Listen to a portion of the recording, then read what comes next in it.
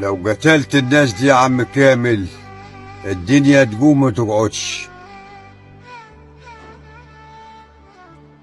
مطلوب مني اختار، ياخد حقي يحافظ على اللي عملته في عزبة الصعايدة. صراحة يا ولدي اللي عملته في عزبة الصعايدة ابن موت، ولازم أن يجيله يوم وتهاد. خد حقك يا ولدي بس بعدل الله عشان نساوي في العطا والدخل. صدق نفسي يا عم كامل، بيني وبين الحق خطوة خطوة، واخد حقي وحق طناش وحق احمد وحق ناس اتظلمت كتير. اخ من فرحتك يا ولدي. يا ابوي على كلامك يا عم كامل، لساك بيع كلام. لساك فاكر؟ واه، وده كلام يتنسي؟ كلامك محفور في عقلي يا عم كامل. الدنيا يا قاتل يا مقتول، وشكلك مقتول يا ولدي. شكلك هترجع يا ولدي وهتاخد حقك.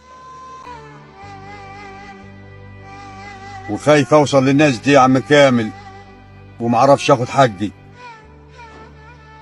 وعقلك لازم يدوس على الزناد. مش هضيع اللي سنيته ايام وليالي. حريم يا ولدي، نتفق مع مطمن لهم. هتدخلنا عزيزة اللي انا نجيتها من الموت وكرهاهم زي ما انا كارههم بالظبط. توكل على الله يا ولدي بس خلي بالك من نفسك.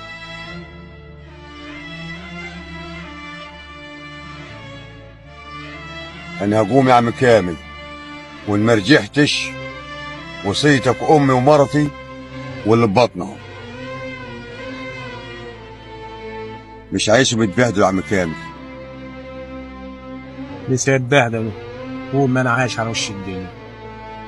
مع السلامة يا عم كامل، اشوف وشك بخير.